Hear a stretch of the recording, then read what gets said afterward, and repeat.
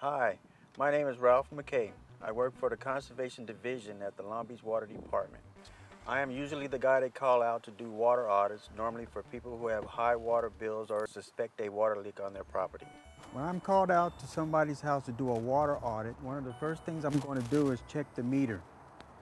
The meter will be my telltale sign to determine if they actually have a leak or not. If you suspect you have a leak in the property, after you take the lid off the meter box, the little blue triangle on this meter is moving, which indicates there's a leak on the property. On some meters, this little blue triangle may be red. If it's moving and you don't have no water running in the house, then there's a leak going on somewhere on the property. Once I've looked at the water meter and everything and have determined that there is a leak going on, then I would enter the house, and one of the first places I would look is in the bathroom.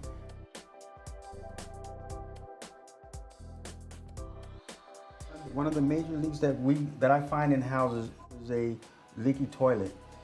And what's happening is a lot of times the flapper is deteriorating, going bad, and it doesn't make a tight seal.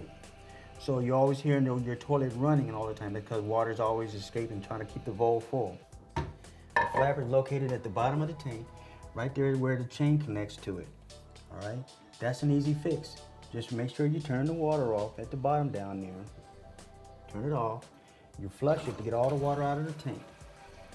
The flapper will unsnap or unhook or unbutton from the tower.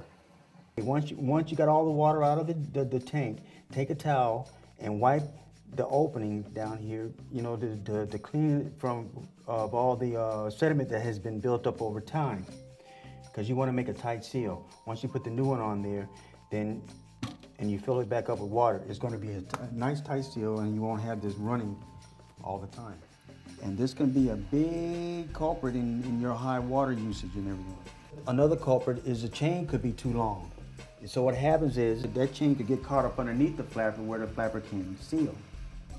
See, this chain is a perfect length. It's not too long, it's not too short.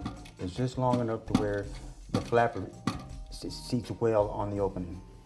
A lot of people assume that if they don't hear their toilet running, then it's not leaking, and that is not necessarily true. I've been to many homes where people have had 3 and 4 bathrooms running at the same time and they didn't hear a thing. That's why it's a good idea to always check the meter and always use some food colorants in the back here if you suspect that there is a leak going on. To check to see if you got a leak in your toilet, you can use food coloring, the little tabs and everything. And what you would do is you would take a tab or two, just throw the tabs in there. All right, then I would wait a good 5 minutes or so. Don't flush it, just walk away, come back in about 5 minutes. If you open the toilet up and everything and blue is in the bowl, then you have a leak. And that's the flapper, letting water get by. The cost of a flapper kit is what, about maybe at the most $8? It's an inexpensive fix for something that can really lead to a high water bill if it goes unchecked.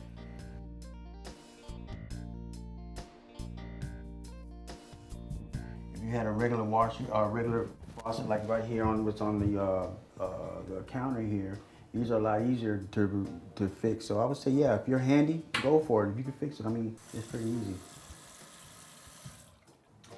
Before you change any washer or anything like that in your sink, make sure you turn the water off underneath the sink, okay?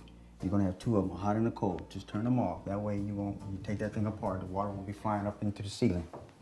On this one here, you need a little Allen wrench to take off both handles. These will come straight off, and then you'll see another little stems that are coming up. You take the little stems off, and then inside of those it will be a washer, okay? And that's what you take off, throw that one away and put a new one on there, and then put everything back on there the way you found it, and then that would fix your leak. Next, we're into the kitchen.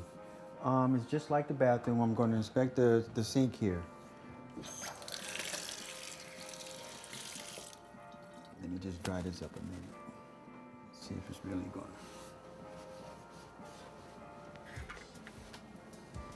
I don't see no dripping going on. That was just for me turning the water on just a second ago. This is a little suspicious here. All right, this is telling me that there was a leak in the past. It looked like it's been fixed already. 50% of the time when I go to a customer's house, I find that the irrigation is faulty. Okay, I'm looking for maybe a running sprinkler head where water is oozing out around the top of it. Signs of a faulty valve could be a broken solenoid, water coming out of the bleed screw, excessive water coming out of the overflow, or wetness around the base of the manifold. Sometimes when I come out to a customer's house and I can't find a leak in the house or any other kind of anomalies going on, I'll look at the timer. And a lot of times the timer is not set right. They have too many start times. There's the wrong time on here, wrong time and date, which in case means that the battery's dead, so it doesn't know what to do.